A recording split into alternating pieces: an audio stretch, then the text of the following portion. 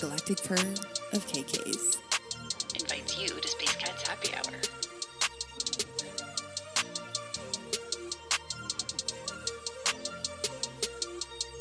Let your mind relax. We meet in a dimension outside of time, Where the playfully curious thrive. So go on, fill your tin cup chalice with the sacred elixir of creativity. Laugh till you breathe violet flame at the theme's absurdity. and above all, let out your full-throated song with us. Here at Space Cat's Happy Hour, with the galactic purr of KKs.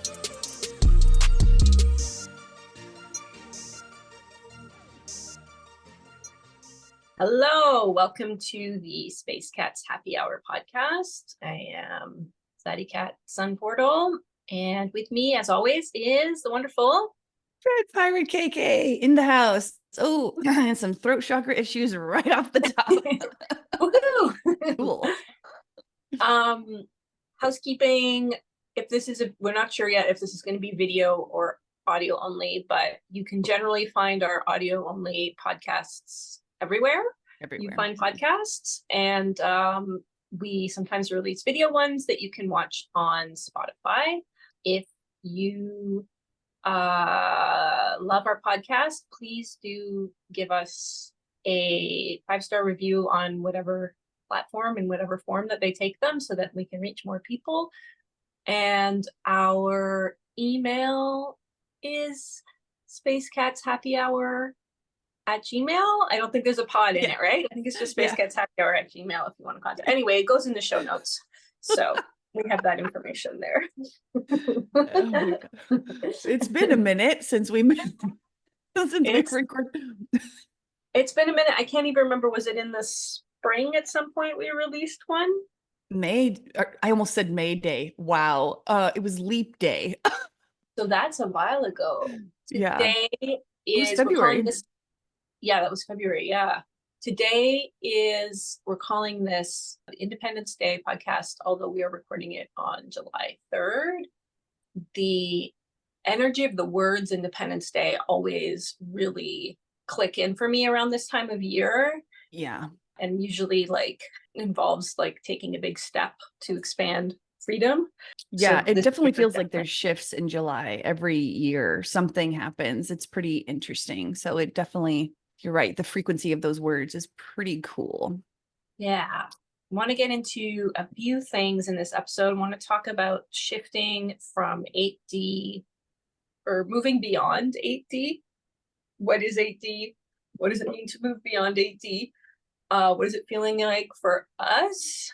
I want to talk maybe a bit about some Mandela effects, some reality fluidity that we've been experiencing, possibly talking about some downloads I've been getting about individual versus collective awakenings and matrix stuff. But Yes, do it. I think the moving on from 8D ties into the independence thing. I think you're right. Yeah. And I didn't realize that I was spending so much time in 8D until I got a dream a few weeks ago, maybe in end of May, that had to do with June 27th. And in the dream, I had a ring with 3 diamonds on it. And that was my ring. And it dropped off in this house. And I was looking for it. And there were all these rings, other people's, with other women's rings that were from the 80s. And I considered taking them. And then I was like, no, I have my ring. That's the 3. And I knew when I woke up that meant it's like, okay, we're moving out of 80s 8D. And I was like, oh, and then more recently, I found out in an old dream that it had ushered me into 8D, which was ages ago. So I was kind of going through it, not having picked up on that earlier dream or remembered it, which is usually how I learn my stuff. So not really fully aware. And for me, I think 8D, you'll hear a lot of different definitions of it, and it means different things to different people. But for me, it's very connected to Sirius, the Sirius star, 8-pointed star. energy, which is always about looking at things from like a 360-degree perspective, like looking at things from different, multiple perspectives, multiple truths, paradox, all of that. And it's been a big part of my entire journey of my awakening in terms of like helping me. I connect really deeply to like what I call cosmic or compassionate neutrality. So helping me like get to a place where I can understand things from a place of compassionate neutrality by being able to see it from all these different perspectives. It's helping me, I would say, that I had an easier time with, slightly more challenging time with like paradox and multiple truths being true at the same time, or multiple realities existing at the same time, and and like existing in them at the same time. That one, my nervous system tends and my like ego tend to freak out a bit more about, but really helpful for that kind of stuff.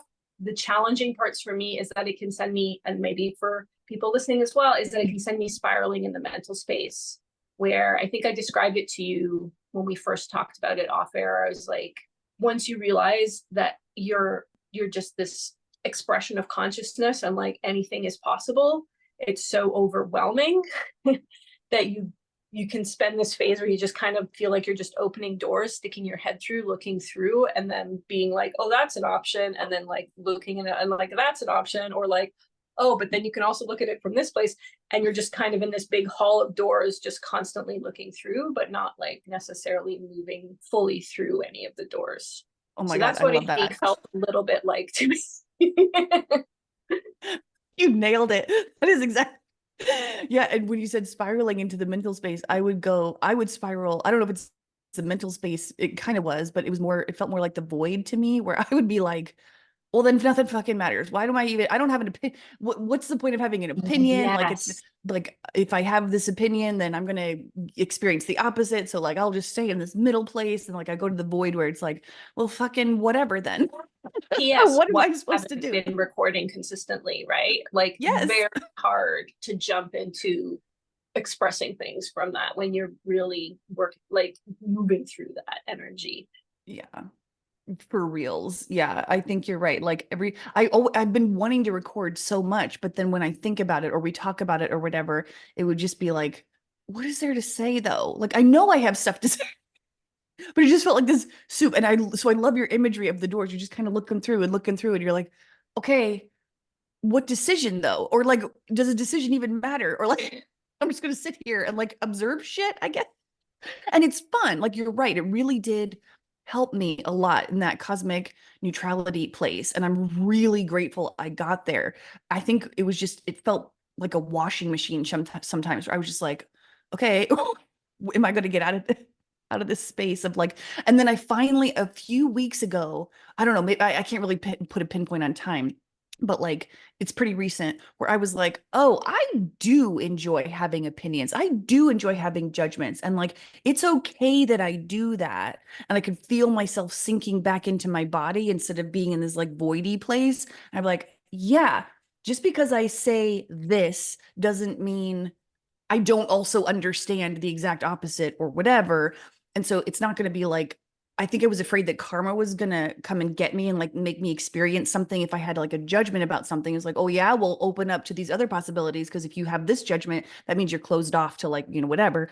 And so then I was like, no, I can have a judgment about something and know that I contain multitudes and also understand. But in order for me to enjoy playing this game, I want to have judgments. I want to have opinions. And yeah, those can evolve, but like, I can now finally go through a door, even if it is temporary or whatever, and come back into the neutral space. Totally. I also feel like 8D for me was really helpful during the phase. I'm so interested to see how other people's awakening, consciousness expansion, whatever you call it, journeys, what they're going to be like if everybody, or not everybody, if people are still going to continue going through this path where you do like a big period that's like shadow work kind of stuff, I've been and wondering that too. then an integration, and then what feels like comes after integration is a bit of this like sitting around in AD and then moving on from that. But it was very helpful for me during that shadow work phase with and healing phase, because it was able to bring in like so much compassionate, like, well, what if you look at it from this direction? But yeah, when it came to, oh, and what I was going to say based on what you said is, I think, at least for me, the way I kind of programmed my journey was to have that period where if I did have a judgment about something, it would be really quickly mirrored back for me to see the opposite perspective. So what you talk about being afraid of happening, like it was being afraid to have judgments because you'd see something mirrored back immediately or be like, whoops. That was definitely, I was experiencing that. For the purpose of like breaking it down, I think. And that is also something that I got really used to. I think I also kind of wanted to talk about how like what happens at the beginning of when you wake up, quote unquote, can start to feel, because it's like so strong and powerful, it can start to build a new story for you of what reality is. And so that those things, like doing shadow work, doing intense healing, having things be mirrored back really fast to show me another perspective, certain karmic experiences in the sense of like, oh, you're going to experience it from this POV and then from the opposite POV. They were so present in an early phase that it was kind of challenging for me to like not see that as just like, oh, and that's like an awake reality is like that, as opposed to like, nope, that's just you decided to go through that process, but you're not living there forever. And like pulling myself out of it, especially because I have a brain that that just naturally gravitates towards like thought loops and mental space spiraling and all that stuff. So it really latched into that part of 8D and was like, I guess this is where we live now. I was just thinking the other day, our episode about you don't have to live in the haunted house forever. I forget what we called it, but something about the haunted house. And I had that in my head the other day, and I was like, why am I thinking about this episode? I was like, I think it felt like 8D, like not that it was a haunted house necessarily, but it was like that same concept of like, you don't have to live here forever. You can like move on. I would say it's interesting because I've been thinking about that analogy lately. So for me, the awakening journey is like awakening you to this incredible amusement park that you live in, and it's like very inner state. It's like the feeling of living in an amusement park and the knowing of living in an amusement park. So it's not so much about your external reality as like your internal reality. And then you start out, or a lot of us start out stuck in the haunted house, which is like feels like this very hellish realm, and you have dark nights of the soul in there, and you have really challenging karmic experiences, and then you have like a lot of shadow work that takes and so that phase where I was like getting all these messages for a long time of like, it's time to step out of that phase, you got to get out of it, where you start leaving the haunted house, but then you're like almost at the door, but you're looking back, and then you're like standing outside the haunted house and still like waiting for things to jump out.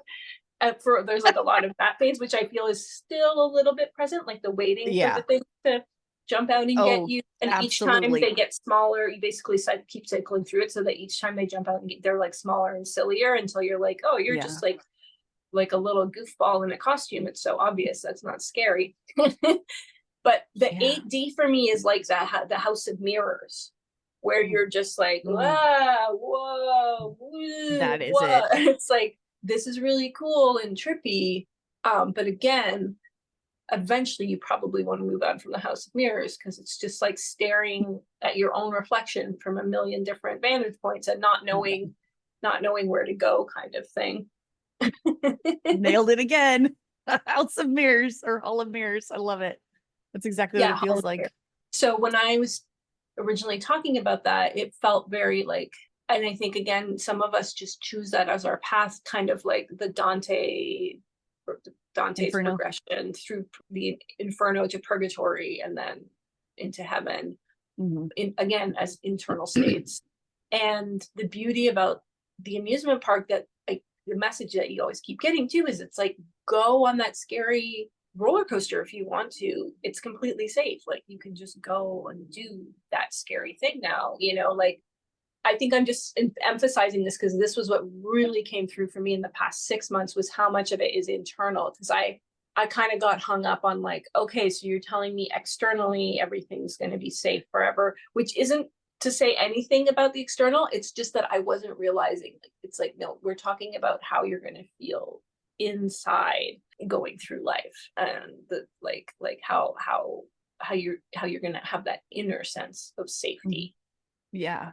Yeah. And Safety is so huge. Like that's been my main initiation point the past few years is like safety and internal safety and not feeling it externally, but knowing I have it internally and to anchor into that and then it will be reflected out. But I've been getting frustrated that it hasn't been reflected out as quickly as I would like, obviously.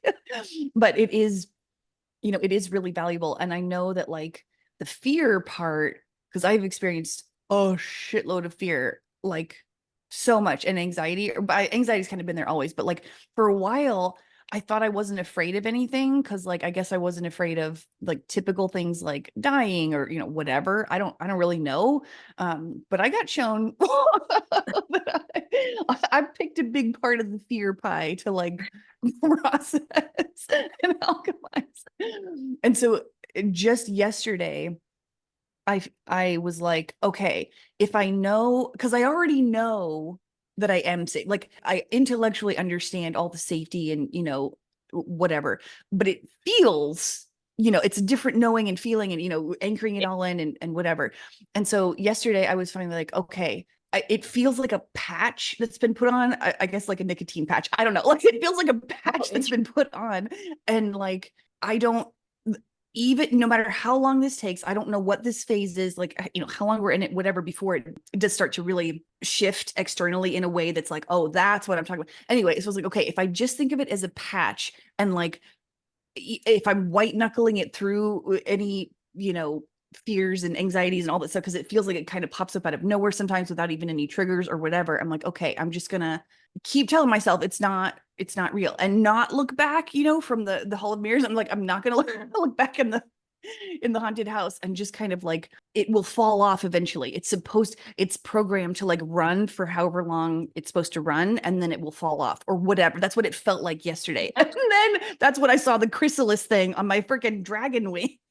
So I sent to the group chat yesterday. I looked outside randomly. I don't even know why. And I was looking at my front door. It was weird because I was like standing at my front door, which I never do. I like usually sit in my sunroom or like I'm in the kitchen or whatever. But I was standing looking out the front door and I was like, I have this concrete or whatever stone, whatever statue of a dragon that my sister got me on my porch. Her name is Missy. Anyway, she had this like thing on her wing at the back. And I was like, what is that? I would have noticed that because I usually try and keep her pretty clean. So I was like, oh, if she's dirty, let me, whatever. I was like, is that a leaf? No, it's not. It would fall off. Like, there's no way it's a leaf. And then I was like, is it a slug? Like, and then I was like, holy shit, I'm pretty sure that's like a cocoon thingy because I could see like two little strands of silk or whatever, like that a caterpillar would do. So like, I think there's something with that. I don't know. It was maybe related, maybe it wasn't. Either way, it felt like, okay, you know, we're moving. And then the 8D to 9D thing where it's like, we're moving out of the 8, and it was a nice little cocoon. The 8D was like it did feel pretty comfortable a lot of times because I was so grateful to have that, you know, 360 viewpoint and be like, I literally cannot judge. All I could see was people's wounding or, you know, whatever. And I was like, I literally, and it's not even just that, the seeing people's wounding and not judging them. It was just like, even if you like don't look at the wounding and just see that they are an expression of consciousness and all those perspectives are valid, no matter how much you disagree with that or whatever, it felt like a really nice place because I feel like I've been so rigid and uptight about so many things that being in that void space of like everything is literally everything everywhere all at once, like it's fine. Yeah. So it felt like a cocoon, even though I was throwing lots of tantrums in the meantime. I want to be very honest about how many tantrums I have been throwing lately.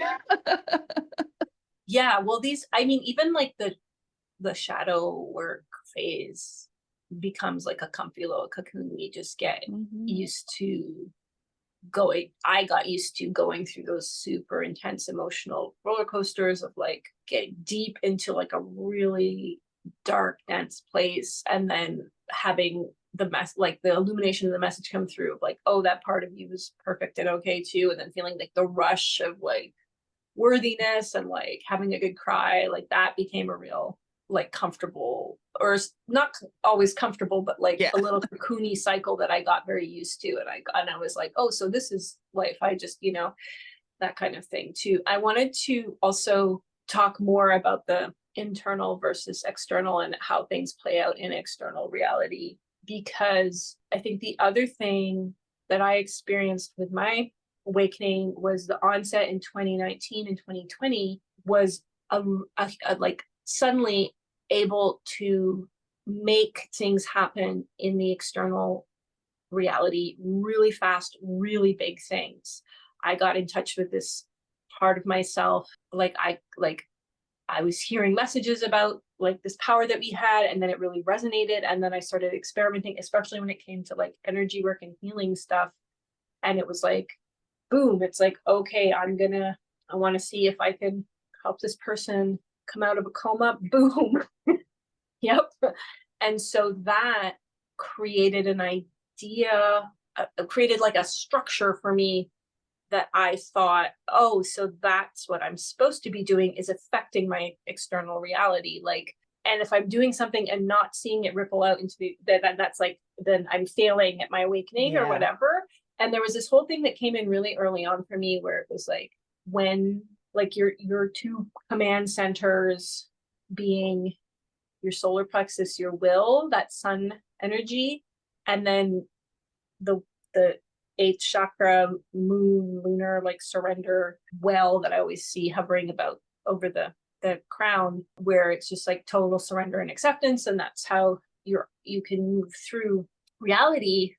And it was like, well, when do you choose surrender, and how do you know when to choose surrender and acceptance, and how do you know? It's like it all goes back to like Alcoholics Anonymous, right? It's just like that's their whole thing is like, give me the wisdom to know the difference between the thing, like the grace to surrender. And anyway, and it was like, yeah, how do you know when to command your reality and change it and like be like, no, I don't want to be on this timeline, I'm going to. And at the time the message came through was like, well, if you're feeling any kind of uncertainty, just go with surrender and acceptance. And if you have just that inner knowing, you just follow it, and you just have that inner sense of like, no, I don't have to do this or whatever. And I was like, but that's too simple for me. I need to spend like 4+ years in the mental space agonizing over this. But what also I wasn't realizing was then again, I was associating the will part with the external reality. And I had this huge epiphany in the spring that it's your will is just your unshakable center that just doesn't like, that just continues on and doesn't crumble into self-doubt if you do something and then the external reality doesn't change, or it doesn't change as fast as you like, or whatever. Or if you encounter, if it's like your will is like, attaching your will to the external is, it's like, it's as useless as attaching any other part of your self-worth to external reality. And so that was like a big like kapoo for me, because I had been experiencing these things where it's like, oh, I'm affecting external reality, so therefore that's what my will needs to do. Is it if my will's not affecting external reality, it's not functioning properly. So that was like a huge one that I'm still kind of like absorbing, but it was like a big relief. That really helped me to hear you say that, for sure. I guess I knew it, but I didn't really know it or something. Anyway, hearing you say it was. And I also want to say, like, it's not even like there's no issue with crumbling it. Like none of that matters either. Crumbling into self-doubt doesn't matter either. But when you are like, again, this goes back to like this particular type of awakening process where you're kind of like putting yourself through things. So you're just you're learning to like, what happens when I do this, and what happens when I try to affect them, you're learning all of these things, including how to like navigate your will and all of this stuff. And so during that phase, you are kind of putting yourself through tests and like whatever, but you're not living in that space forever. And the fundamental core at the underneath of it is not demanding perfection or creating these impossible standards to live by where you can't crumble into self-doubt. It's literally, it's like once you have heard or remembered or whatever form the kernel comes into your subconscious and is like, oh, you're everything. Like we are all, you know, and we literally are creating our reality at all times. It's like, it's done. Like you're moving towards that internal, you're just magnetically pulled by something greater than yourself. And so it doesn't matter if you like master that lesson of the will. But anyway, I'm just putting that up there too, because that's also a big part of like the kind of nice, kind epiphanies that have been coming through in the past few months of like, it's over, you've done enough. It was like, really, this was just a phase, and it's a fun phase where you get to like push yourself because it feels fun to push yourself, and you feel like, I'm, you know, and we have that feeling of like, oh, this is tough, but I'm like doing things and like Feeling like a badass. feeling like a badass. But the ones where you keep hitting your head against the same wall and again, that doesn't matter at all. That's not preventing you from going out into the amusement park and enjoying. That's not going to get in your way. Like it just ultimately doesn't matter. That's awesome. Three things popped into my head when you were talking about this. And so I was like, okay, I want to say them out loud so I don't forget to talk about them. Lower Decks, the early pictures of RuPaul, and line 3 in Human Design. Okay. So let me, so what the fuck? Okay. So maybe I'll start with line 3 in Human Design. Line 3 in Human Design is like, it sounds like my worst nightmare because it's basically what it's called is the martyr. And I don't know, we need maybe updated language for this like weird human design stuff because it's not like, or maybe our baggage around the word martyr. I don't know. Anyway, it's called the martyr. And what it means is that you go out and try things so other people don't have to, basically.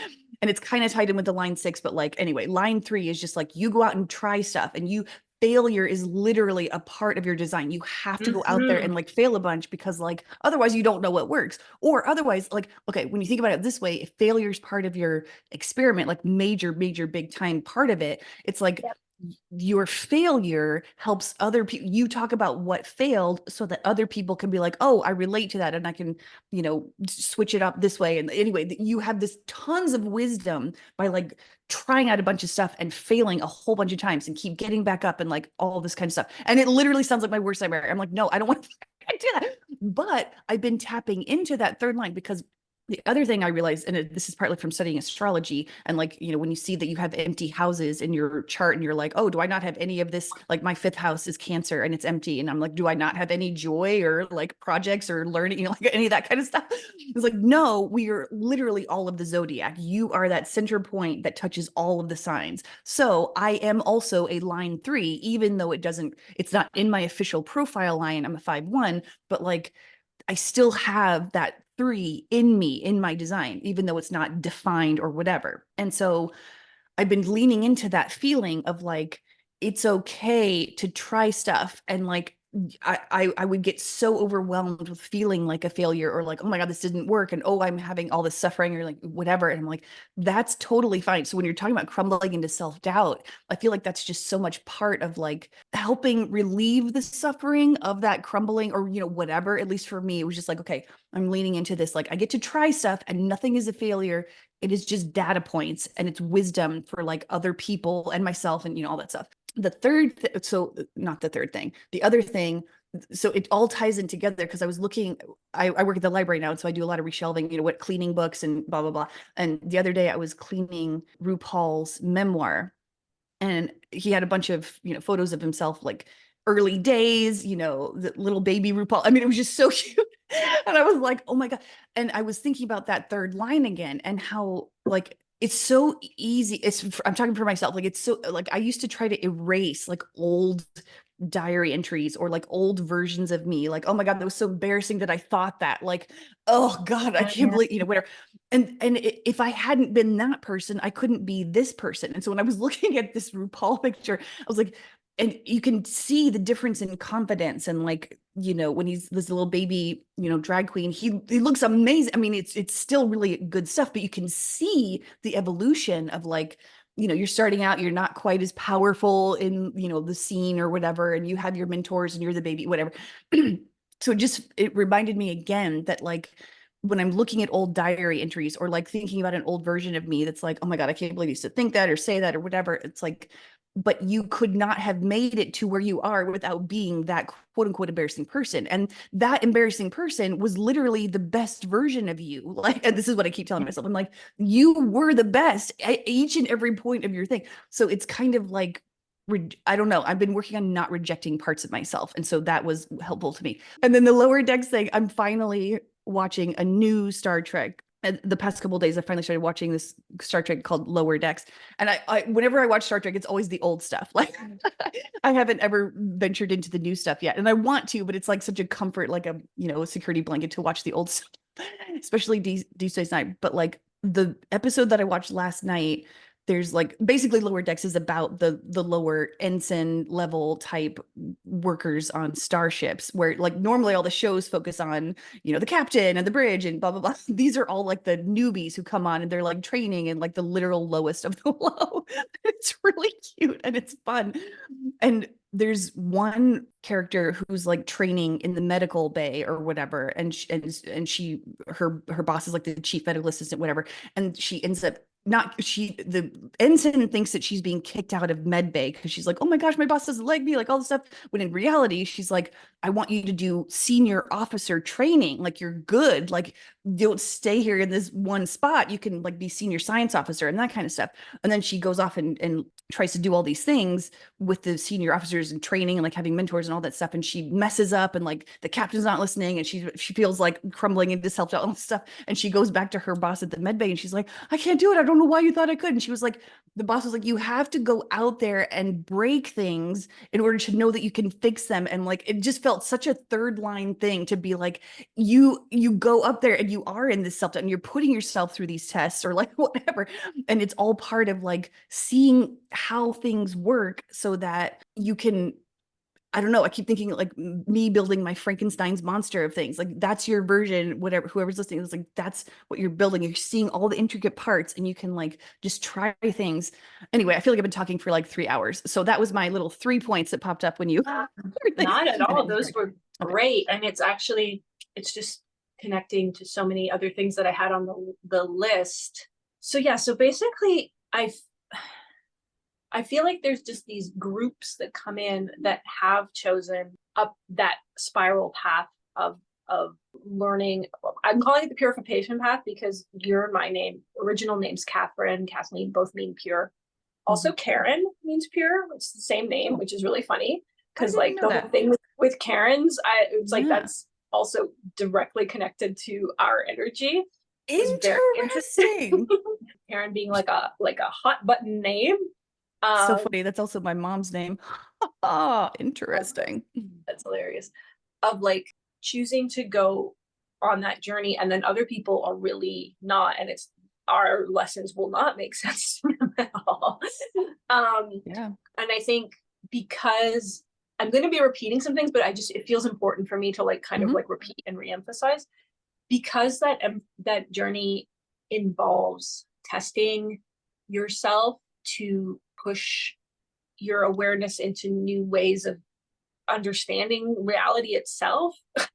And because it involves by necessity doing things that do affect your external reality, so you can make that connection, so you can see, oh, whoa, the internal really does affect the external and not the reverse, like the internal, like the relationship to the idea of failure in that testing period is very charged. And especially I think a lot of the people that are connected to our frequency have I call it an operating system now. It's a better way for me to think about it than like an identity, because I try to get away from identity as possible, but like neurodivergent stuff, where your operating system, neurodivergent people, like it's like a symptom. I don't believe it's the symptoms, but anyway, it's a aspect of it is to be extremely sensitive to rejection and to failure, and to have a very hard time moving past those energies.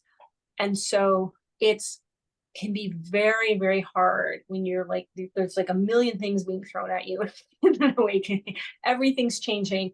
And then you're on this path where, yes, you are supposed to fail again and again, but you have, for me personally, I wanted to give some concrete examples in relation to the book, the children's book that I wrote, where as I was going through this process of all this shadow work, learning all this stuff, healing, blah, blah, blah, and trying to put out this children's book and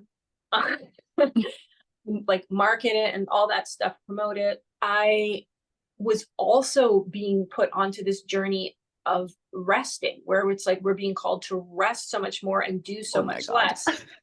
So my energy was taken away from me. All the adrenaline fueled energy that I'd been coasting on for years to like get me through anything, it was already very depleted, but it like that portion that was left got like completely wiped out, where I had intentionally had no energy. So I had to do very little. So a lot of times the way people get past their feel of failure is just by exposure therapy, doing things again and again and again. So maybe just post on social media every day for like a month and it becomes easier, but I couldn't do that. I didn't, even if I tried, the apps would fuck up and like the video would never go in, like it would just not, it was like, no, you're not. And so with that operating system that was super sensitive to failure, it was like I would have to gear myself up every once in a while to do something, and then go through the roller coaster of emotions of being like it failed in the way of my expectations, and then not be able to like be like jump and like keep. It was like, so I found that very, very challenging. And what has also been coming through, like I kept getting images from my guide, my higher self, my team, whatever, of like every time I thought of success and failure, they're like, we want you to think of them as completely interchangeable. Exactly like you said, it's just that, it's just experience. And fundamentally, they're like, the thing that came in recently was like, really celebrate your failures, but not, for me at least, because there's a lot of times like we'll celebrate our failures because it led to this, or because it was a growing moment, or because I learned. But for me, it was like that was sending me back into 8D mental space of, and if I couldn't find a because, and it was like, no, just literally celebrate failing. Like the energy of failure is in the cosmic grand scheme of things, the energy of failure and the energy of success are completely like equal. There is no difference to them.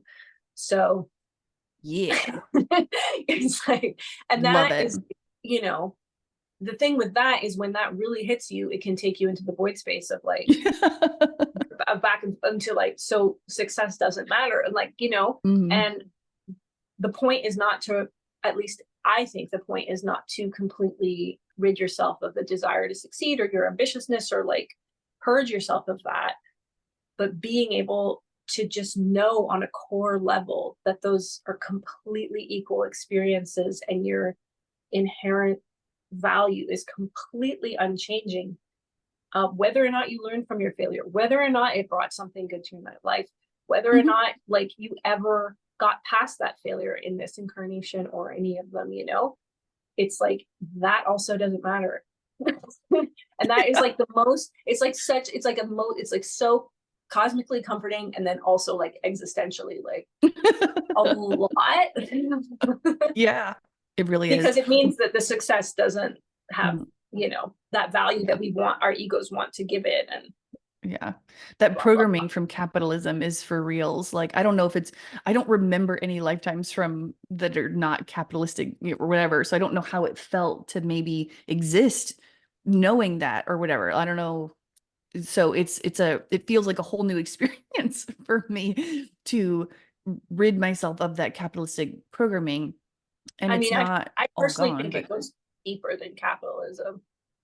I okay. think that humanity has had that. It feels deeper, but I'm interested because I don't really know why. So I'm curious. Yeah, this is nice which isn't to say that I don't think that it's possible that there are human cultures that have existed that haven't like found like found their way out of that one and like exist in a really great balance. But I feel like it goes really deep Mm-hmm.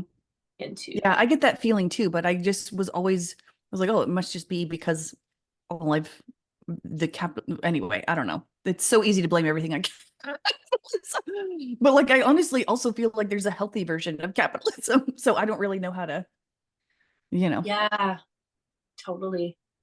Oh, okay. And that brings me to, so there was an episode a while back where I had an Atlantis update about the timelines, and it was all about us being on the like playing out the version of the timeline where there were so many versions of the timeline where whatever they were trying to do in Atlantis, which felt like kind of like a bigger consciousness expansion, kind of like an ascension thing that they were trying to connect more with beyond Earth, succeeded externally. And we're playing out the one where it failed. And they kept showing me these flightless birds, ostriches, and oh, there's one that begins with a C that's in Australia that I can't remember right now. Anyway, that one, and how wonderful those birds are and like embracing that. And they were saying the other timelines are coming in to help, which felt very comforting at the time, but it was also just like, and your timeline is like just in and of itself just as valuable as those timelines that succeeded. Like there is no difference between you. They're coming in to send help because we feel that we need help, because part of the experience of failing was feeling extremely overwhelmed and separate and cut off and all of those emotions, and feeling like, hey, we need some fucking assistance here to get back out to we've dug ourselves into a hole that we can't climb out of, and we need some fucking help, which is completely fine to feel that way, and getting help is like completely fine. But there is no difference between our timeline and theirs at all, and there's no difference in like the value of our timeline and the value of the ones that quote unquote succeeded. Yeah.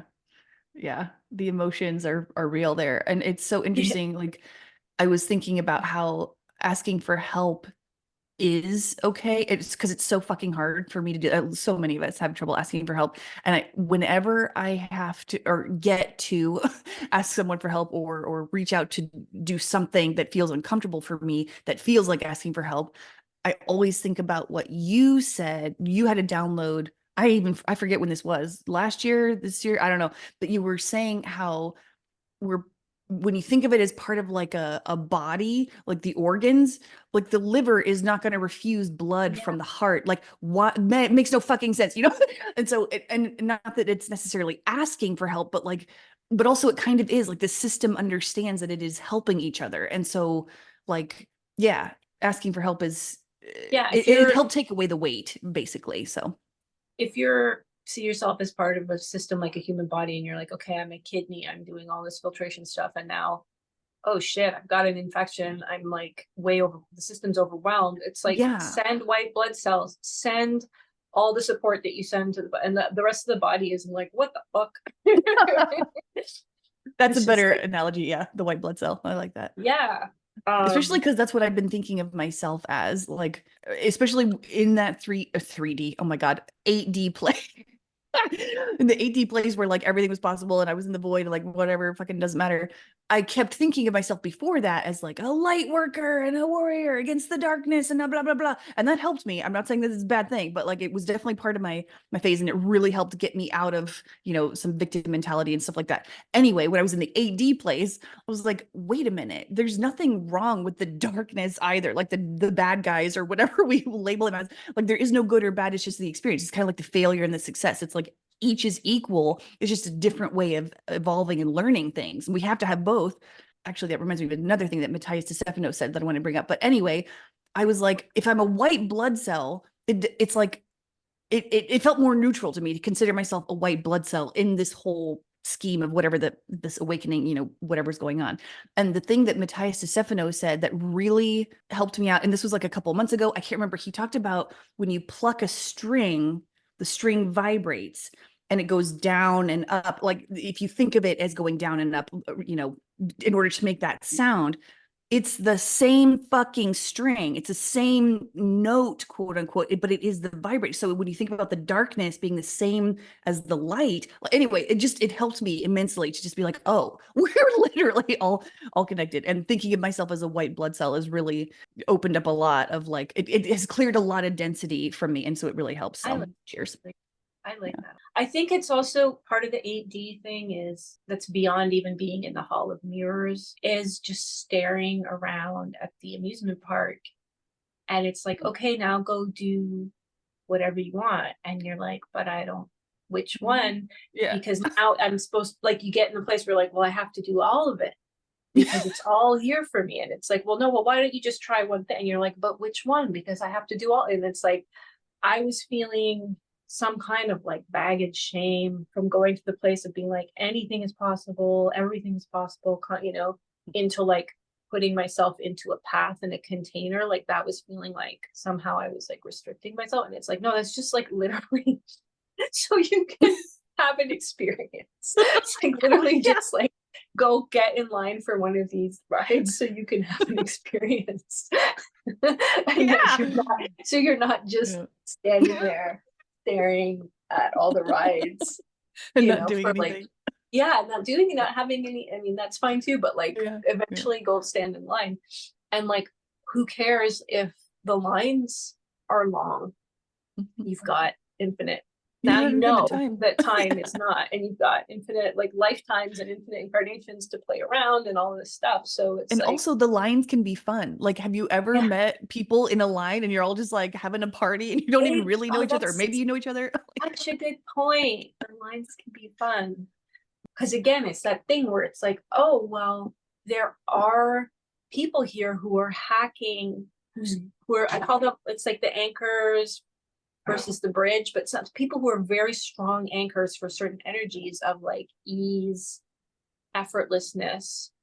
And they're like, it's like super important for them to be holding that energy in the planet and anchoring it in.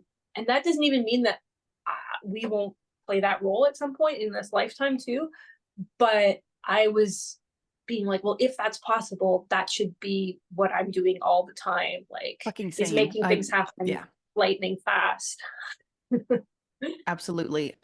Yeah, there's been people who I've had to unfollow for a while. Just it's not that I don't like them anymore, but it was a little bit harmful to me to see their posts and like I knew I shouldn't compare myself to them because blah blah blah, but I was, and I couldn't help it. And I was like, oh my God, I'm such a failure. Why am I not they're making it seem so easy to make the money and like to hack the reality, this and the blah blah blah blah. And I was like, I can't. And I would follow them again later when I was in a good mental space or whatever. But like it's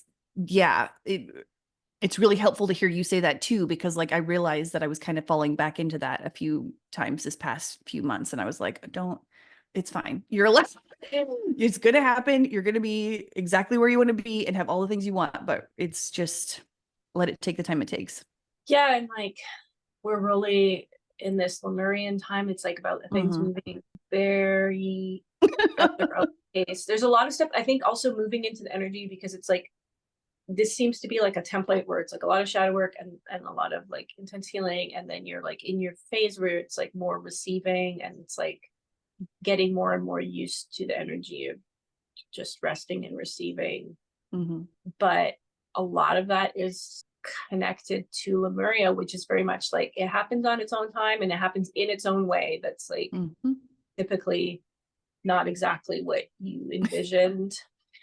Nope. And again, it's that thing. I mean, it really goes back, like it's so simple and it has nothing to do with the mental space.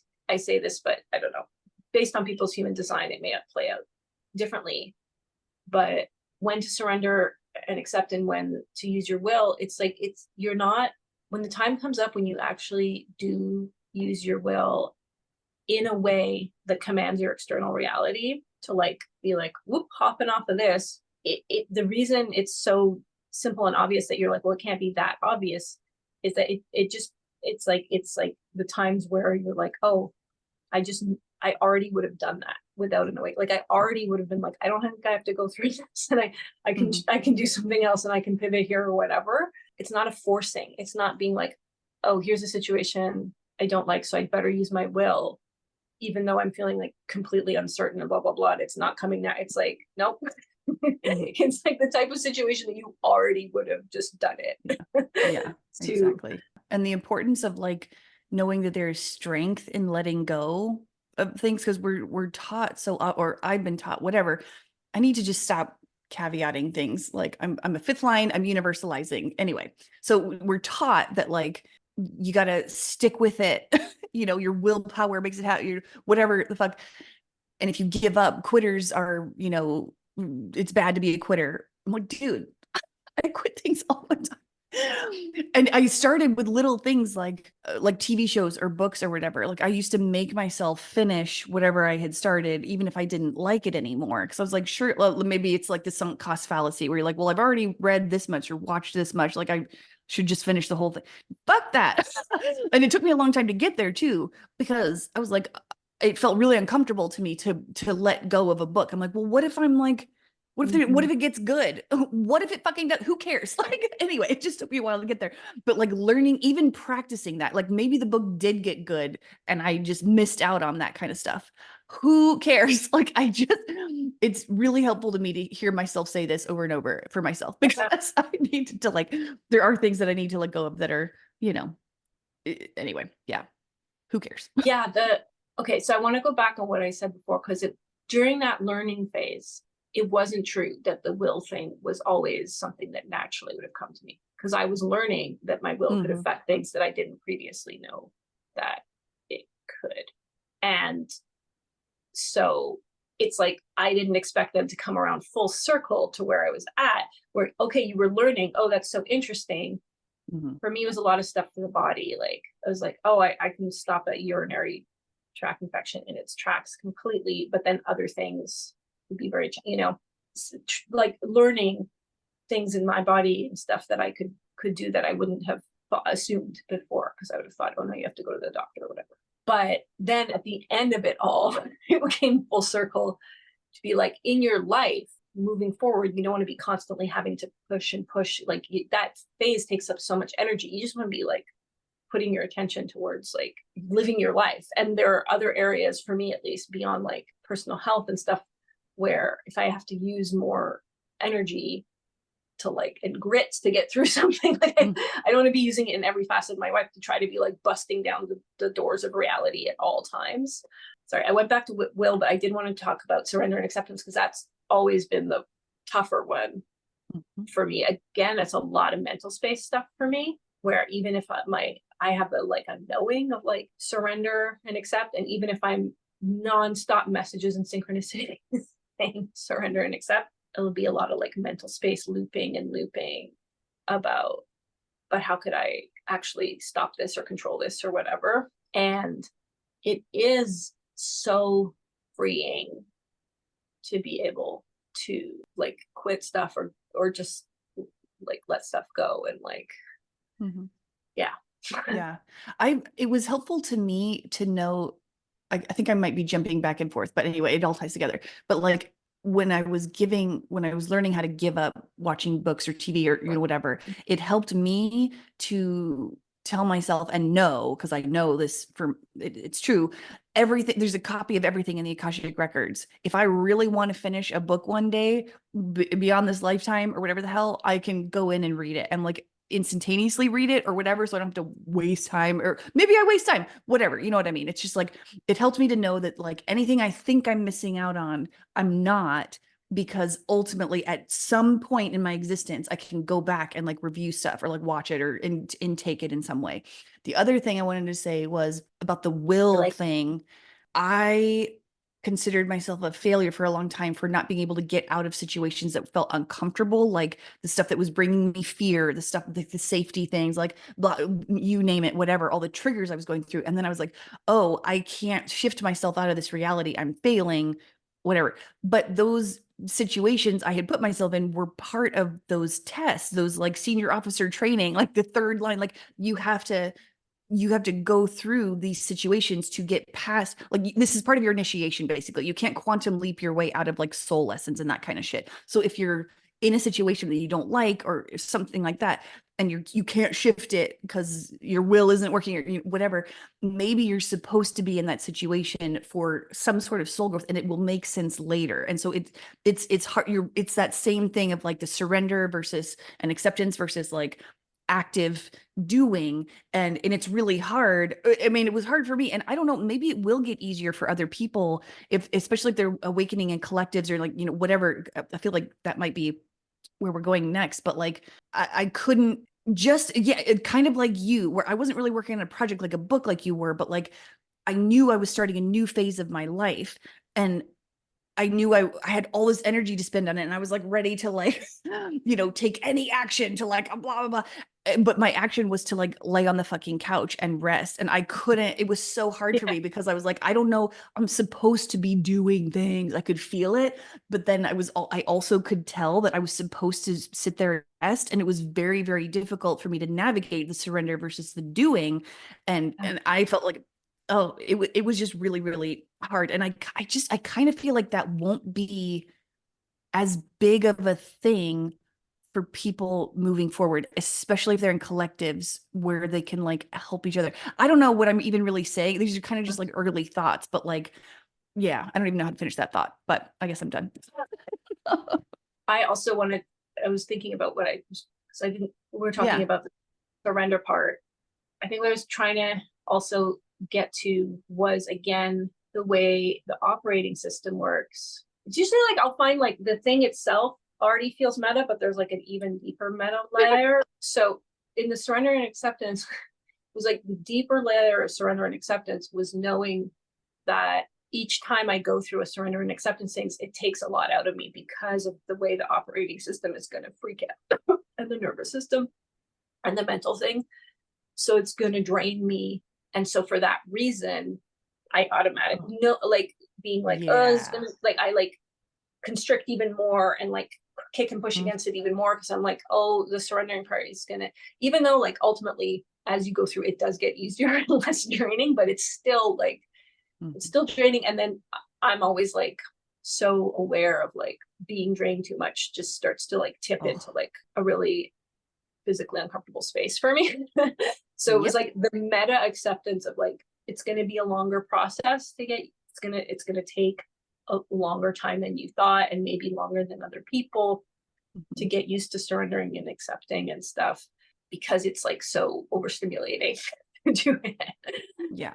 I didn't realize how burned out my nervous system was until, I mean, I think I'm still grasping. Like even in this conversation, I'm like, dang, yeah. I'm relaxing into allowing it to take the time it takes for your nervous system to heal, for my nervous system to heal. I think I might still have some struggles against it, like mentally or whatever, but I definitely have made a lot of progress, and I feel pretty good about it, which is why I think I'm being called, like, I don't get on social media a whole lot anymore, because I feel like anything sort of like, I don't know, the triggers into comparing myself to other people's progress or whatever sometimes are a little too, I'm not in the good mental space to like not be triggered by it. So I'm like, okay, just stay off. And it's no one's fault. Like I really love when people celebrate what they're doing and how their growth and their opportunity. Like I freaking genuinely enjoy celebrating with other people, like what their progress is and all that stuff.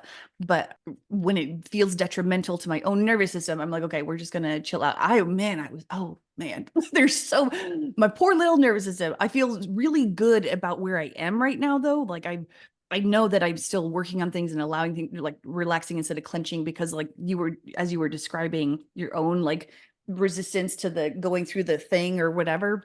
I'm like, I have so much of that, like because I have that emotional wave. And so when I know the low is knocking at the door, I'm like, nope, I am fine. I am totally fine. We're just gonna stay in neutral.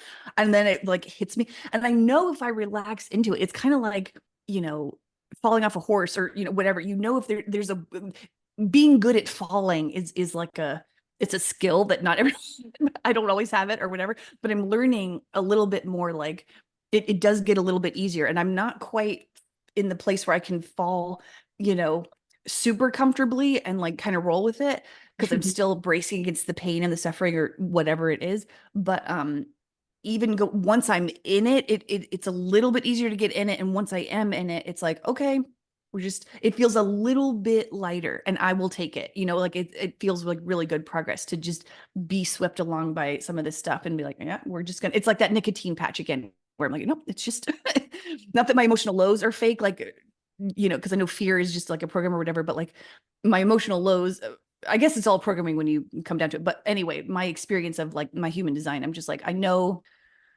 that emotional low is coming for me, and it's just part of the process, and there's wisdom in it. And like I was having trouble seeing the wisdom, or like feeling like, what is the purpose of being so low? So like when you have those emotional lows, like, like it's just really like, what the fuck? But then I was thinking, what if the lows, it's kind of like that saying of like, you can only go as high as your roots are deep or whatever. And I was like, what if I just started thinking of my lows as roots? I'm like going down into that, whatever that deep, mulchy, voidy, whatever the hell that space is, that is Yes. literally feeding all of the growth at the top. Anyway, I'm not quite, I'm working on Totally. this. It's not, but it was a helpful No, thing.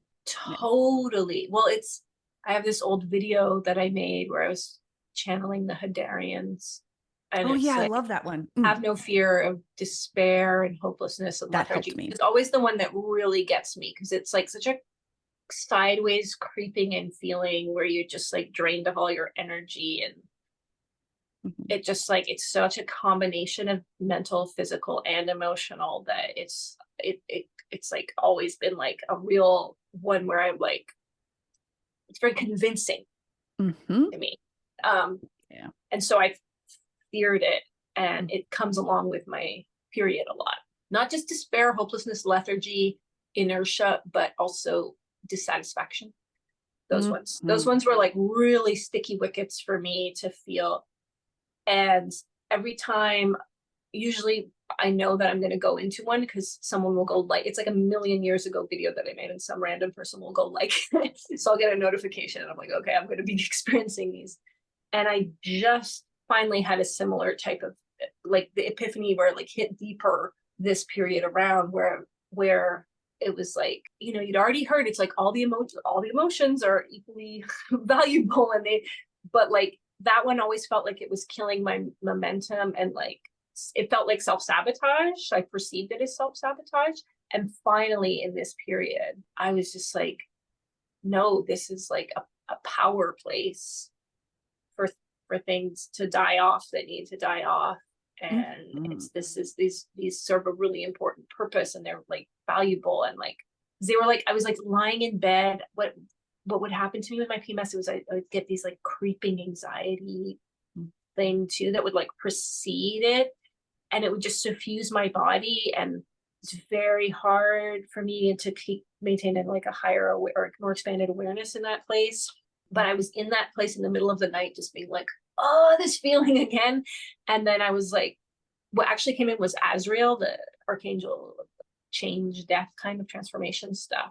It was like, that's what holds that energy. This is a very potent dark energy that you hold, like and it was just instantly dissolved the anxiety about the anxiety. You know what I mean? It was very, Awesome. yeah. That Um, is cool.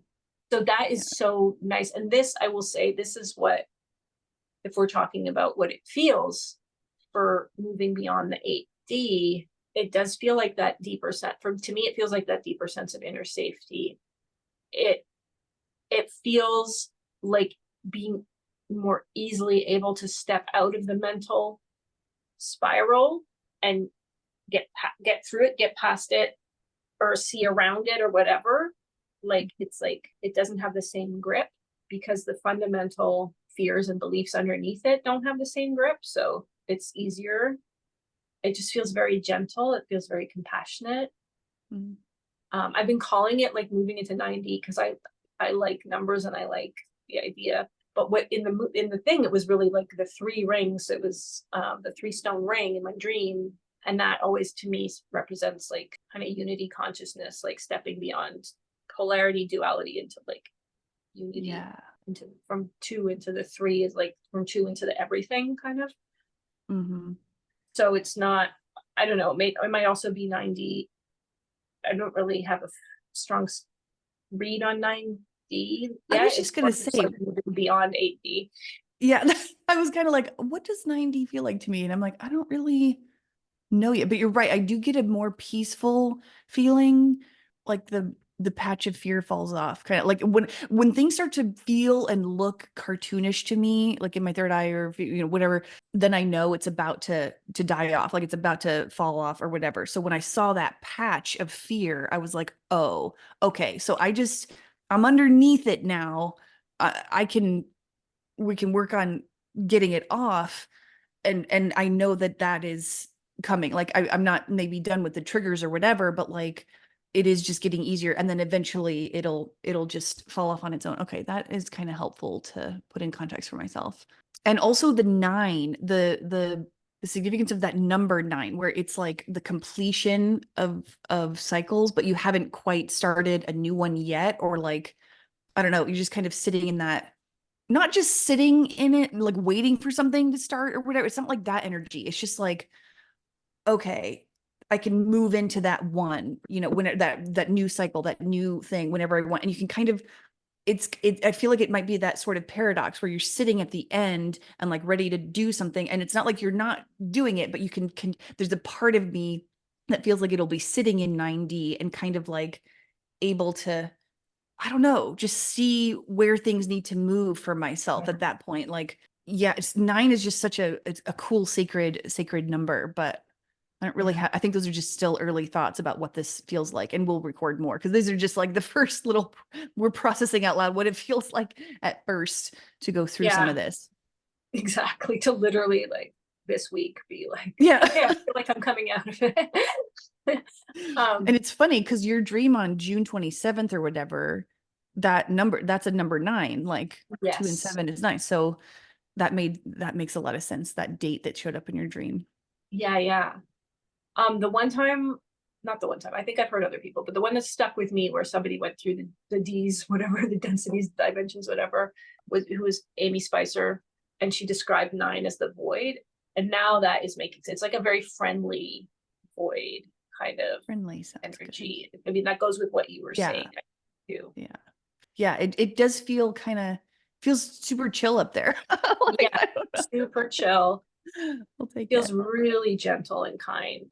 Yeah. And I've been seeing, so I just was remembering, we were talking about safety and like periods and stuff. Like I was thinking about how red your shirt is and like how much red I've been seeing lately.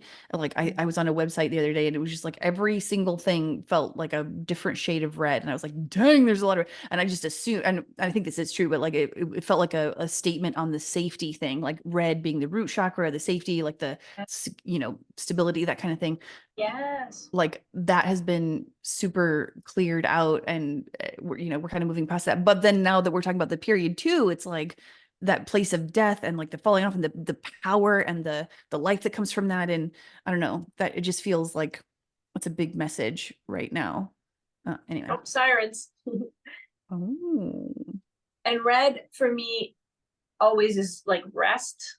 Ever since we did, yeah, the traffic light. Yeah, the traffic light reading and the oracle reading that I did way back in the beginning of 2023, that's still the energy's coming through. And it was like, you're going to learn your traffic lights. And I still had a long period where I was like, right, red means stop, danger, stop. But it was like, no, red means rest, just rest, rest. It took me a really long time. It was like, okay, red means rest. I mean, so it means stop too, but usually it's just from a place of like, chill, just chill, just rest. So I've been wearing red. I haven't had like a really red piece of clothing in a long time, but this shirt I just got is like super red. And it's a new shirt. Oh, that's an interesting. Yes. Okay. And it's a used new shirt. Yeah. But yeah, exactly, new to me. And what does it say? I can't see. It says it's a place in Hawaii and it says the good life and there's someone surfing on it. Holy shit. Do you understand? Okay, that is such a crazy, okay. First of all, in the episode of Lower Decks I watched last night, there was a bunch of people who were all from Hawaii and they were trying to become this group. And then they all realized they were faking being from Hawaii because they had all initially said they were from Hawaii to be cool, to be accepted by other people. And they're like, actually, I'm from the moon. Anyway, so there's this huge Hawaiian thing. And then also I started like Laird Hamilton. I don't know if anybody who knows who Laird Hamilton is, but like he's the surfer from the 60s and 70s, or I don't know, whenever. Yeah. Endless Summer guy. He's like Hawaii. Anyway, he's just like this big, muscly, super cool dude. If you ever see the documentary Endless Summer, it's just like a really fun, chill, like, anyway, I've known who he is for forever because like my mom has been a fan. And so he has this line of like electrolytes and mushroom coffee and, you know, protein bars and like whatever. He started this like whole thing. And I used to get his electrolytes back when I lived in the mountains. And I really liked it because the sugar comes from coconut and it's not like cane sugar or, you know, whatever. So I really have loved these, but they got a little expensive. And I was like, okay, we're going to do the drugstore electrolytes, like whatever. And when my mom and sister came to visit me a couple weeks ago, we were talking about it and we all decided to start the electrolyte stuff again. And like, so I feel like his energy, like that surfer bro, like chill, you know, Hawaiian energy has really been a big, it came back into my, and now your shirt is like another Hawaiian sink. Anyway, the amount of Love that. coolness about reality is just really fun. Hmm. I think I want to say two things before, but then I think we should talk about some cool reality fluidity stuff because Oh, yeah. stuff lately. But just before that, I wanted to say that you touched on people not having to necessarily experience things in the same way because they're going to be in a collective and able to help each other. I think that's going to be definitely a talk that the topic I want to talk about for a future podcast, which is this downloads I've been getting about like collective awakenings that are coming in the pipeline and what that's going to feel like. And then I just wanted to go back to the will versus surrender thing because I've been having such a hard time, part of being in that 8D space, feeling comfortable or like it was valuable or like why bother, or even worrying that it was like harmful to express part of what I feel like I really embody in this incarnation, which is a lot of solar energy, will, which, oh, by the way, getting a lot of syncs around the feminine will, really. So it's like, it's not, the will is not masculine or feminine, it's everything. But I'm sun portal, right? I'm like a very solar thing. And I just want to say again, because I feel like that's a message that I'm here to share, is it is possible to use one's will to shift one's external reality. And that doesn't matter at all. It doesn't matter. It's the pure purpose of saying it is just so somebody can hear it and remember in their expanded awareness, oh, that you can like just pivot and hop a timeline or change a situation or whatever. But it doesn't matter at all. It doesn't matter if you use that method. It doesn't matter if you succeed or fail at using that method. It doesn't matter if you try a million times and it never works. It doesn't matter. It just doesn't matter. But it just is. Yeah. You're fucking around and finding out. Like, it's Yeah. just fun. Or it's supposed to be fun, I guess. I don't know. Okay, so that speaking of fun, so well, one of the fun things with your chrysalis was just it happened the day after something like you noticed on your dragon statue outside that had this chrysalis on it, and the day before that it was such an insect mirror. We live on the 3rd floor of this house, and we have this back deck, and our living room opens up into it. And for the first time this summer, because there's a screen window that we couldn't open for a while, and so that was very annoying, but then it turned out it made us open the door fully to the elements, which we've never done. We just leave the screen open, but it's like a totally different feeling with like the breeze just fully coming in. But because of that, there's been like the occasional like insects and stuff in the house. But I had woken up in the morning and we kept hearing this weird humming, buzzing. Oh my God. Right. Yes. Oh my gosh. There's a print. Okay, so the night before this, I had watched a movie called Mary and the Witch's Flower. It's an animated movie. It's really interesting. And it has to do with witchery, right? Like witchcraft and witches. And I have this framed print that a friend gave me, and it's called Wood Witch. And it's like a woman's face in front of a tree. And it was coming from behind the print. And so Mike originally went over and he was like, something's behind it. And what we thought was a bee flew out. And then it was like, no, something's behind it again. It was like, there were at least 3, it turned out to be wasps behind this. But it was also really weird because I would pick it up and then not see anything, and then like a wasp. Anyway, the way they were behind like was very Weird. strange, but they would go behind her from the sirens, making this huge ruckus. And then it Mhm. turned out they were building a hive there, which is like such a non-place for it. Like That is there's so like weird. less than a centimeter of space behind this Yeah. frame, right? To go into a house and sell it. But that's what they were doing. And now they haven't been Great. back. Like we wiped it off. I was like, I'm not having a wasp No. actually built, but I was like, felt it was such a message of like, Yeah. it's time to build out your wasps are about like taking action and stuff. It's like time to build out your witch hive and stuff like that. And then the next day you have this like Chrysalis thing, yeah. cocoon showing up. I forgot that we had a conversation about wasps. When was this? I can't remember. Anyway, I've had a lot of wasps in this house, which I have not enjoyed, and I kill them every time. And I've made a lot of progress on my insect, connections, family. Like there's a lot of them in this house, and I just call them my hospice friends and like whatever. I've reached a point where I am way more comfortable with insects than I ever have been in my life. But I cannot do the wasp thing. I can't. I'm like, nope, and you will die. I cannot do. And we had a conversation, a couple of them, and I feel like one of them was, I think like Guinan, my cat. I think there was some weird connection with him and the wasp energy, or maybe they were both in the same conversation. We kept talking about them, and they both represented Orion energy.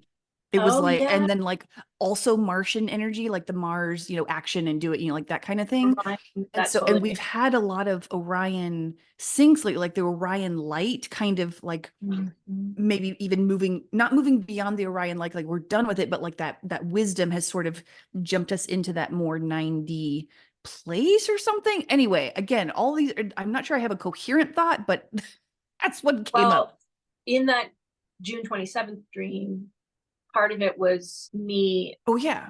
moving people towards Noah Lampert's synchronicity. I was like bringing them to him, and he has I always see him as very Orion light energy. Like that's his message, or what he embodies and conveys, this very Orion light message. It's like, it's all good. We're post conflict. we've transmuted like the darkest polarized conflict in the universe. We're here to tell you it's all good, and you're fine. You're good. Yeah. And it was about like feeling comfortable, like I think myself, like sharing that. But that's more Orion stuff for sure. That makes sense.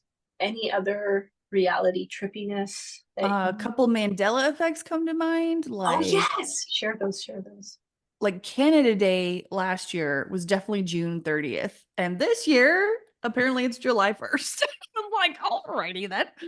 That was one. We had one that we shared. For me, I've always been on the July 1st timeline, but there was the one with the author's name that we Danielle both Steele. Yes. Yeah, Danielle Steele has always had an E at the end of Steele. It's just had, and I do a lot of research. First of all, I know Danielle Steele because like she's just a famous whatever, but then also I spend a lot of time reshelving Danielle Steele books because she's very popular. And I'm always looking at the back cover with her like author photos. And she's just like, I love her author photos. They're always different. They're like, she just living her best rich lady life. Also, I learned that she does a lot of work with the homeless population in her area. Like she in the background just like does all this, like donate stuff anyway, whatever. So she's also a really cool person. But anyway, her name now no longer has an E at the end of Steele. And it's interesting because I'm totally with you on that one. Yeah, right. Always been an E.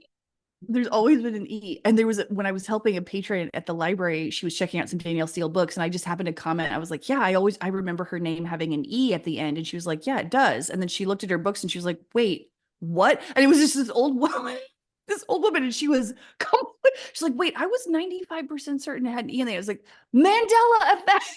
And I told her that, and I don't know that it exactly went in, but like at least we're exposed. Another person has learned what the Mandela effect is. Anyway, so those have been two pretty having big them ones. be shared and witnessed is really coming online. So fun. My partner is now like really seeing things with me and like acknowledging things that's awesome. He wasn't before. And we get a lot of looping people. We get a lot of the same person walks past us, but it's like in a place where you can only walk in one direction, and then they walk past us again. Like a couple of minutes later, we get a lot of that. And he's noticing that now. Mike is noticing it. He's like noticing it too. And he also just like fully acknowledged the weather stuff, because I have very strong effect on weather, especially on vacation. Like I will have good weather on my vacation. And we went to Colombia, which we haven't talked about your music thing and the Colombia. That'll have to be a future one too. But yeah, future we one. went to we had to postpone. Oh my God. Anyway, one day I'll talk about that whole journey, but we had to postpone we decided to postpone our Colombia trip, which is going to happen in the on season to the off season, which is like, it's very rainy. And I was feeling at my most tired and my lowest before, but I was still like, no, God damn it, we're going to have, I just like my weather magic had been like really weird since January. Mostly what I do is bring the sun. And he was the closer the trip got, the more freaked out he got, because it was just predicting like nonstop torrential rain, like for the entire time in the country. And we just had like beautiful, fantastic. And he just like really, and it was so cool because he was like really bought into it. And he was pointing out, he was like, oh my God, like I didn't even have to point out. He was like, the weather totally waited for us to get home. To like, right. It was like, it held out like until, like, that's how it works. Like, and that like really boosted a lot of stuff for me. And so since then it's been like, that was really satisfying. That is so satisfying. Oh my God. Because I had the same thing with weather on my trip to the music festival again this year. Like rain. Oh, it was gorgeous. Because that's my favorite weather. It's like the cool, rainy, like whatever. So it was perfect. And you got your perfect weather. Perfect. And and I was in the South too, like Florida and Georgia. Like it's normally very fucking hot and sunny. And the fact that I called in all that amazing. Oh, it was great. Anyway, love that weather. Love it. I had one yesterday where I literally saw the thing happen. That one made me feel weird, and my brain accept it. Talk about that a little bit, because I feel like that's helpful, because you can easily write this kind of stuff off because your memory immediately starts to be like, no, that didn't happen. So this one was just Mike has a like a camera, and it has a strap, but it's like made of a stiff material. So it had just been on the coffee table since the night before, and it was like in the afternoon the next day. And so part of the strap is in the air and the other part is resting. And then it just kind of like out of the corner of my eye, I was reading on the couch lying, and I just like saw it move down with no breeze, nothing at all. It looked like somebody touching it. Like it was just such a weird way that it like completely moved down. And I was immediately like, the brain is like, oh, I guess that's a thing that just happened. Like maybe it just suddenly lost its tenor, but it just didn't make sense. And I was like feeling it. I was like, no, you're really stiff.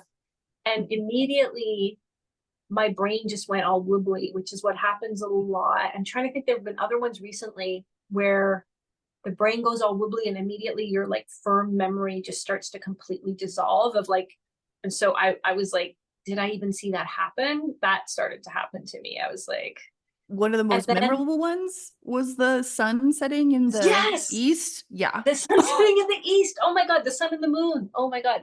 Which is also like sun and the moon coming into balance energy. Oh, the other part of the June 27th dream was like, I was getting married. Like my masculine and feminine parts were like getting married again.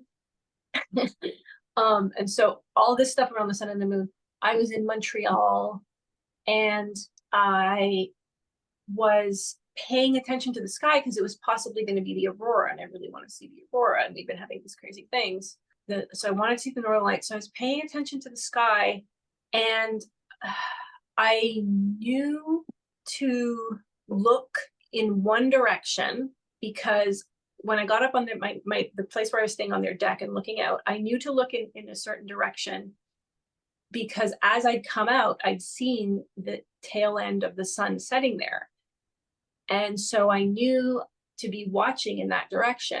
Meanwhile, I had already been on the deck using the compass, knowing which direction was actually west, where the sun sets, but not like all of that, like went into a fuzzy locked drawer in my head. And I just had it in my head where I was looking in this one direction, because as I'd come out, I'd clearly seen the orange orb going down. So I was like, that's where I look. And that was the east where the sun rises. That's And so so crazy. I suddenly had this realization. I was like, wait, why am I staring in the wrong direction? I should be staring over here. And like, it was so Yeah. discombobulating. And like, Yeah. my brain was like, oh, you must have been a mistake. You couldn't have seen, but I had Yeah. so clearly seen the sun go down there. And the other thing was for a Mandela effect with me, which is that now the moon is always visible during the day. As long as it's not completely overcast, I'm always seeing the moon during the day. Whoa. And that used to be something that's, I mean, so as soon as I thought about it, I was like, well, it makes sense. If you can see the moon in the day ever, you should kind of always be able to see the moon during the day. Like, why wouldn't you? But then I was like, but then why would people point it out? And people have been pointing it out my whole life, where you'd be like, oh, look, it's the moon during the day. That's so cute. Oh, the moon. Hi, moon. Like, why would you ever point it out if it was something that you saw every single day Yeah. of your life? Like, you're not Yeah. pointing at the sun being like, oh, look, so cute. Wow. Anyway, so that was a really weird one. And again, my brain wants to be like, but It happened. starting from getting back from the trip, the moon was always, I can always see the moon. And that was not how I grew up. Yeah. Well, that's very interesting that we're talking about I know we're probably trying to wrap this up too, but like just talking about the sun and the moon like together and like coming into balance or whatever is going on here is like at the solstice. So June, what was it, 20th this year? So the sun at its strongest, like longest day, blah, blah, blah, in the northern hemisphere. And there was a full moon at the like a day later. So Yes, basically the same yes. time. So that energy, that lunar solar, it's just super potent. Like, oh my God, I'm not surprised your parts were getting married again. Like it makes so much sense. And also this month in July, so basically there was a full moon in Capricorn the day after the solstice, and there'll be another full moon in Capricorn on the 21st, I think, of July. And so that's kind of weird in and of itself. So lots of Capricorn energy, which I love. So I'm excited about that. But like, we're also kind of resetting the lunar cycle. So since March or April of last year, we've had the full moons of the season first before the new moon of the season. So in July, like this month, July of 2024, we're moving back into where the new moon comes first, but it starts with that Capricorn. So like, it's an interesting reset cycle of like, we had the Capricorn full moon, but then now we're having the Cancer new moon, like I think tomorrow or no, the 5th of July.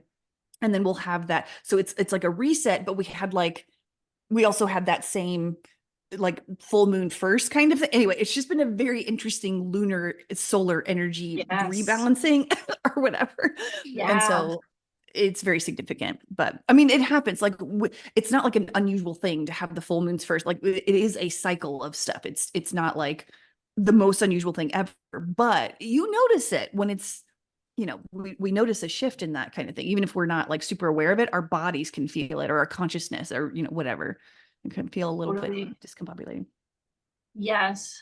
Also, I think after that thing happened with the camera strap, I was like, oh, I think I'm getting more comfortable with potentially seeing like multi-dimensional beings, because they're like always around us and stuff, but like having that layer come down where you see more stuff, which has never been that comfortable for me. I think I associate it with like mental health problems, like I think I've had lifetimes where it felt like very a lot and I did not feel like my mental health was good when I was able to see things. So it's like it's been quite shut down in my third eye. But after the strap fell, I was like, if somebody was actually pushing it down is kind of what I felt. And then I was like, I'm ready to see. And I saw I was looking into the screen of the TV, which was black, and I saw a tiny little like movement, and then I kind of was like, oh, and then like nothing else happened. But I was like, I feel like I'm part of that period thing too, was like letting go of some of that fear around like insanity kind of thing. Oh, I love that. Oh my God, that resonated so hard. Oh my God, that's amazing. And right before we started recording this podcast, you had someone something. Oh yeah, the door. Our bedroom door was like opening and closing and then making sounds like knocking. Totally. Yeah. And you were just casually, like I was letting in Tim Curry at the time, but I saw before I took off my headphones to go away, I saw you casually waving like, hello. was like, that's awesome. Good job. Yeah, I mean, I'm really like, part of me is like very excited for that stuff. I will see my guides, but they will show up as still images. Like if I want to see my guides, they'll suddenly show up in like a very clear face will be like in a tree or something like that, which is really cool and I love it, or in a cloud or whatever. Like, but I'm ready for like more movement, I feel like. Yeah. Yeah, I can feel that. Oh, look at your face. You're like, yeah. I know I'm saying that, but then I'm gonna be like, That's okay. That's okay. oh, It's also, all when we were traveling, there kept being stomping sound, which I think was preparing me for that. I kept waking up in the middle of the night to the sound of somebody like walking overhead where there was nobody, or like big stomping into the house sounds that were like very scary. Yeah, yeah. And in Montreal too, it happened one night. It's like really weird noises. So, you know. Yep. Mhm. We're getting there. Yep. I keep remembering. So I was leaving a voice message, I think, for Pearl yesterday or something like that, where I was like, I'm just ready for telepathy again. And then I was like, but I keep reminding myself and really feeling, because for a while I wasn't really feeling it, but I was really feeling like, oh, I wanted to be away from the all. Like I wanted to be isolated, not hear anyone else's fucking thoughts, like not remember any of this crap of being, unity, consciousness, whatever. I'm tired of that shit. I want to like do my own thing. So I'm even though I am totally fucking ready for like the technology that we have to actually be to make sense and like be consciousness based technology and like the telepathy, whatever it is. I'm like, okay, I am ready for that. But like in the meantime, instead of being like anxious over it or annoyed that it's not here or like whatever, I'm re-sinking into the fact that like you really enjoy not being like, you like your alone time. You like having your thoughts to yourself. So I know it's coming, but until it does, I'm just gonna enjoy the being completely isolated in my own sweet bliss of like my own energy. So, Totally. but yeah.